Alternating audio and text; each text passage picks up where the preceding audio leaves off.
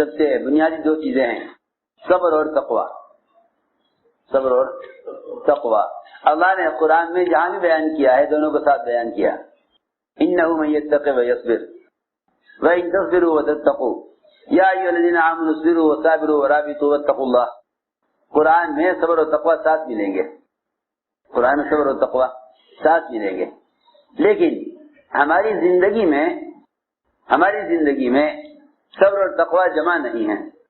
ہماری زندگی میں صبر و تقوی جمع نہیں ہے. ہماری زندگی میں صبر و تقوی جمع نہیں. پہلی بات تو یہ ہے کہ ہمیں نہ صبر کی خبر ہے کہ کسے کہتے ہیں، نہ تقوی کی خبر ہے کسے کہتے ہیں. صبر کا مطلب تو لوگ یہ سمجھتے ہیں کہ جو بھی حال آئے اسے برداشت کر لو، جو بھی حال آئے اسے برداشت کر لو. نہیں، برداشت کرنا صبر نہیں، برداشت کرنا صبر نہیں. اور ایسے برداشت کرنے سے مدد بھی کبھی نہ آئے گی. ارے سنو بہت غور سے، ایسے برداشت کرنے سے مدد بھی کبھی نہ آئے گی. بلکہ جو لوگ حکم توڑ کر حالات پر صبر کرتے رہتے ہیں، جو لوگ اللہ کا حکم توڑ کر حالات پر صبر کرتے رہتے ہیں، ان کا صبر قبر تک اور ان کا صبر جہنم تک بھی ختم نہیں ہوتا. عجیب بات ہے. اللہ فرمائیں گے جہنمی ہوتے اصبروا او لا تصبروا سواء علیکم، صبر کرو یا نہ کرو تمہارے لیے برابر ہے. صبر کرو یا نہ کرو تمہارے لیے برابر ہے.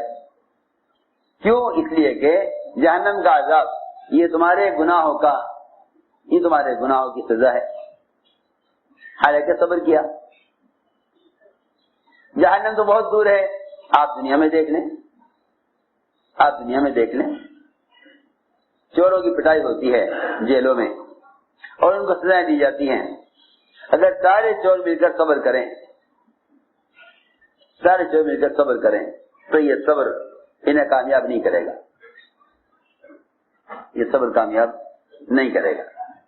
یہ کہیں کہ ہاں صبر کرو، صبر کا پھل میٹھا ہوتا ہے، کہ نہ، ان کو میٹھا پھل کبھی نہیں ملے گا. اگر سارے چور مل کر پولیس والوں کے لیے بد دعائیں کریں تو پولیس والوں پر عذاب نہیں آئے گا. بس میں عرض یہ کرنا چاہتا ہوں کہ زمانہ مسلمان جن حالات سے گزر رہا ہے اس میں یہ کامیاب نہیں ہو سکتا جب سے یہ دو کام نہ کرے. ایک تو یہ تقوی اختیار کرے. تقوی کا مطلب یہ ہے کہ زندگی کے تمام شعبوں میں اپنے آپ کو حرام سے بچا لے. اپنے آپ کو حرام سے بچا لے. دوسری بات یہ ہے کہ صبر کا مطلب سمجھے کہ صبر کسے کہتے ہیں. کہ صبر یہ ہے کہ جس حال میں بھی ہے اس حال میں اللہ کا حکم پورا کر دے. اللہ کا حکم پورا کر دے. جس حال میں بھی ہے اس حال میں اللہ کا حکم پورا کر دے. اور تقوی یہ ہے کہ جس حال میں بھی ہے اس حال میں گناہ سے بچتا رہے. اس حال میں گناہ سے بچتا رہے، حکم پورا کر دے. میں نے عرض کیا کہ صبر کا مطلب صرف برداشت کرنا نہیں ہے، بلکہ صبر کا مطلب یہ ہے کہ آدمی حالات میں حکم پر جمے.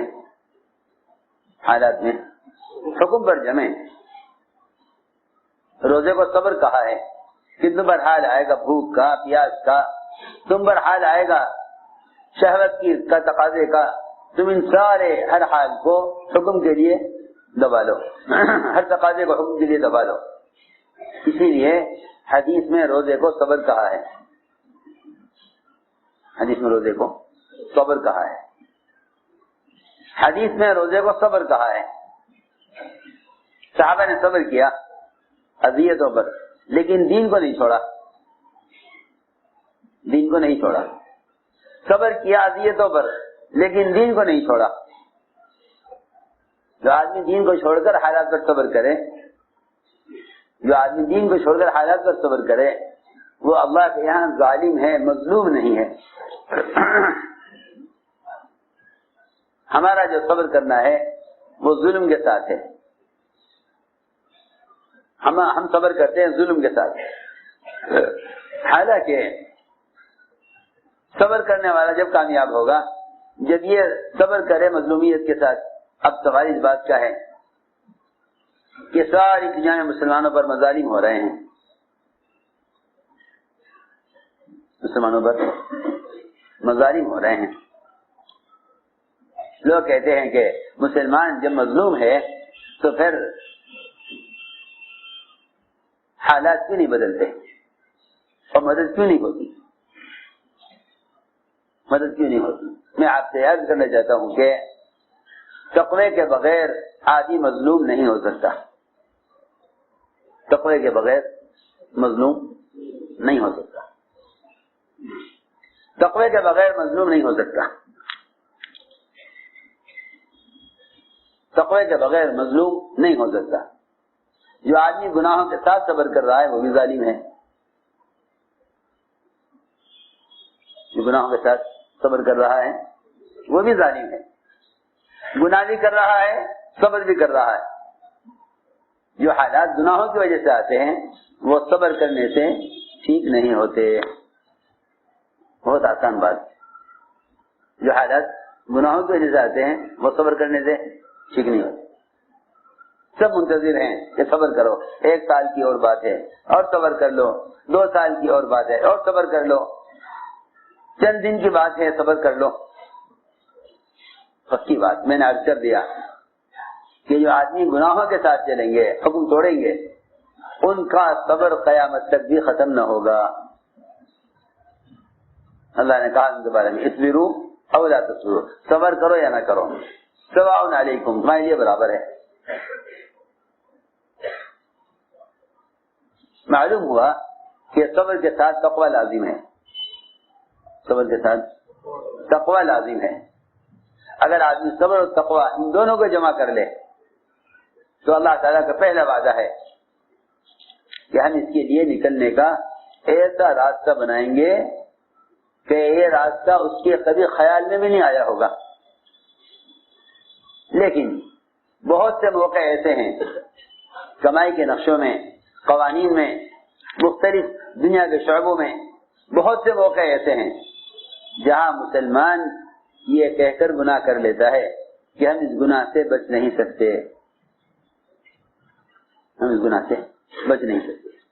وہ اس گناہ سے بچنے کے لیے قدم نہیں اٹھاتا یہ سوچ کر کہ کوئی راستہ بچنے کا نہیں ہے، کوئی راستہ بچنے کا نہیں ہے۔ بہت سے گناہ مسلمان یہ سوچ کر لیتا ہے، کمائی کے نقشوں میں، خاص طور پر ملازمتوں میں، کمائی کے نقشوں میں، سرمایہ داریوں میں، کہ قانون یہ ہے آپ کو اسی طرح کمانا ہوگا۔ اللہ تعالیٰ اسے آزما کر دیکھتے ہیں کہ یہ ان حالات میں میرے حکم کو پورا کرنے کے لیے کیا کوشش کرتا ہے، میرے حکم کو پورا کرنے کے لیے کیا کوشش کرتا ہے۔ اگر یہ کوشش کرتا ہے تو پھر میرے ذمہ ہے کہ میں اس گناہ سے بچنے کے لیے کوئی راستہ نکالوں۔ یہاں تک روایت میں آتا ہے اگر ساتوں آسمان و زمین آپس میں ملا دیے جائیں، ساتوں آسمان و زمین آپس میں ملا دیے جائیں، اس درمیان میں کوئی شخص گناہ کے اندر مبتلا کیا جائے اور وہ بچنا چاہے اس گناہ سے، تو اللہ تعالیٰ یہاں سے اس کے نکلنے کا راستہ بنائیں گے۔